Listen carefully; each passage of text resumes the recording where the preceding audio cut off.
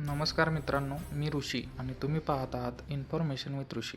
आज आपण जाणून घेणार आहोत USA आणि इराण यांच्यातील वाढत चाललेला संघर्ष.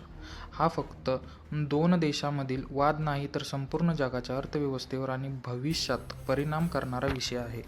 मित्रांनो, आपण आता पाहणार आहोत USA आणि इराण या संघर्षामागचा पूर्ण इतिहास.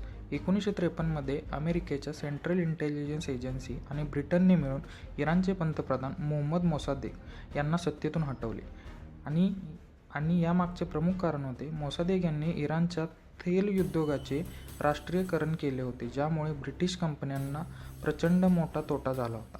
यानंतर अमेरिका समर्थित शाह मोहम्मद रेजा पल्लवी यांना पुन्हा पूर्ण सत्ता देण्यात आली. इथूनच इराणी जनतेमध्ये अमेरिकेविरुद्ध रोष वाढू लागला.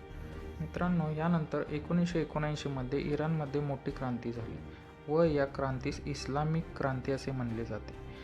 धार्मिक नेते रुहोल्ला खोमेनी यांनी शाहला सत्तेतून हटवले व इराण इस्लामिक रिपब्लिक बनला.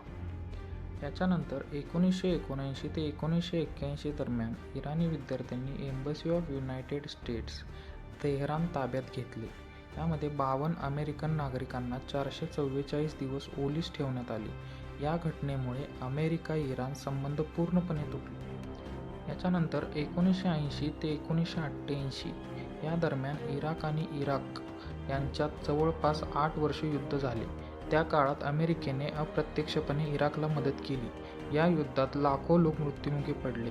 इराणला वाटले की अमेरिका त्यांचा शत्रू आहे. यानंतर 2002मध्ये इराणचा गुप्त अणु कार्यक्रम उघड झाला. अमेरिका आणि पाश्चिमात्य देशांना संशय होता की इराण अणुबॉम्ब तयार करत आहे. यामुळे संयुक्त राष्ट्रांनी इराणवर आर्थिक निर्बंध लावले. 2015मध्ये जी न्यूक्लिअर डील झाली, ती न्यूक्लिअर डील म्हणजे काय हे आपण जाणून घेऊयात. 2015मध्ये इराण आणि जगातील मोठ्या शक्तींमध्ये एक महत्त्वाचा करार झाला, ज्याचे नाव आहे joint comprehensive plan of action.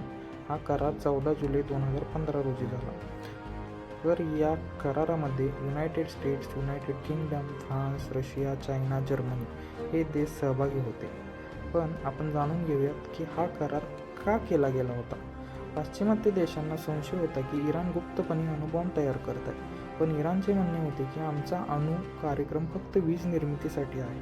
यानंतर तणाव वाढत गेला आणि इराणवर आर्थिक निर्बंध लावले गेले. मग तोडगा म्हणून JCPOA म्हणजेच joint comprehensive plan of action हा करार करण्यात आला.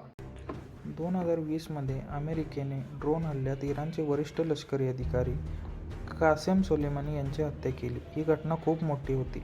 इराणने प्रत्युत्तर देत अमेरिकन सैन्य तळांवरील मिसाईल हल्ले केले. ऑक्टोबर 2023मध्ये इस्रायल-हमास युद्धाची सुरुवात झाली. 7 ऑक्टोबर 2023 रोजी हमास यांनी इस्रायलवर मोठा हल्ला केला.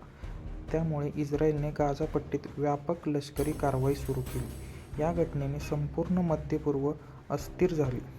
यानंतर इराणची भूमिका. इराण हा हमासचा थेट भाग नसला तरी इराणवर आरोप आहेत की त्यांनी हमासला आर्थिक मदत केली, शस्त्रसामग्री व प्रशिक्षण दिलं आहे.